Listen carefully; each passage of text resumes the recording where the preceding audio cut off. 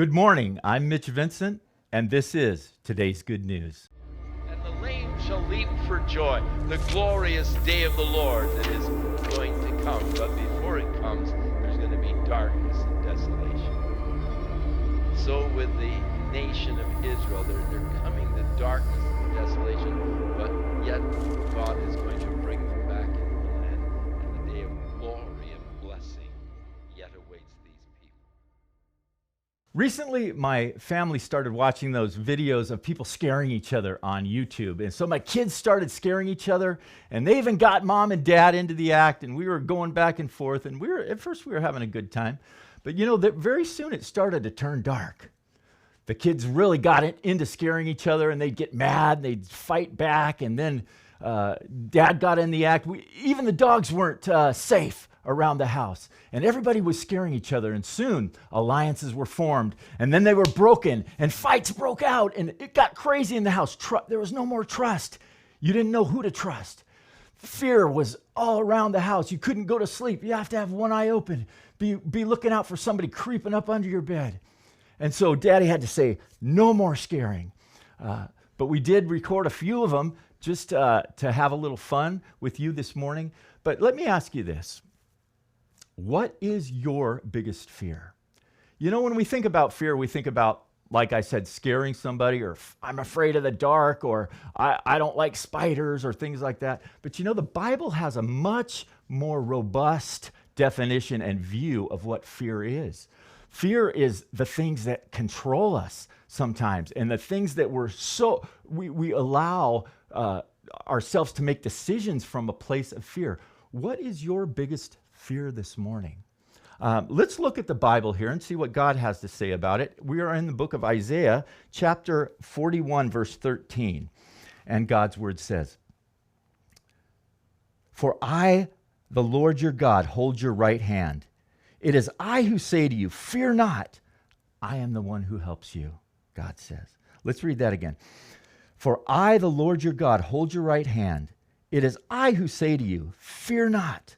I am the one who helps you." You know, he was talking to the children of Israel here, and through talking to Jacob, and they were surrounded on all sides by these powerful enemies that could have just crushed them. And they were always in fear. And God tells them, fear not, I'm with you. I've got this. The battle belongs to the Lord. You know, it is with us as well, with the fears that we have in our lives. I ask you that question. What is your biggest fear? And it might be the fear of being alone, or the fear of a tragedy or something happening in this pandemic to someone you love. There are real fears that actually control how we think and how we look at life. Maybe the government or just the things that we think we have no control over. We think they control us, but you know, God is in control over everything. You know, and if we put our faith in him, faith is really the key here, because it's what battles against fear. When fears are controlling in your life, if you put your faith in God and say, Lord, I'm reaching up my hand to you, God says, I hold your hand. I'm the one that holds your hand. You will not fail. And so the next verse goes on to say, you worm, fear not. It says, fear not, you worm. You know, we think of ourselves as sheep, and it's kind of a nice thought. You know, we're the sheep of God's pasture. Jesus is our shepherd, and then that's a good, view here. But here God tells us, you worm. And why does he say that? Because worms are helpless. Worms can just be squashed really easy. You know, if you had a bowl of milk, which end would you go to? Worms don't know what's going on. And you know, that's how we really are. And God is our helper. And he goes on to say, I will make you a worm that thrashes down mountains. I'll make you crush them with your teeth and give you a big hammer, you know. And so to the children of Israel, they were worried about these big nations that could attack them at any time and crush them like a little worm.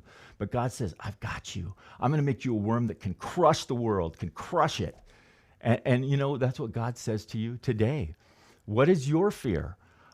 What is your big fear that sometimes controls you? God says, I've got this. You're going to crush it because I am with you. I'm holding your hand. And that's today's good news.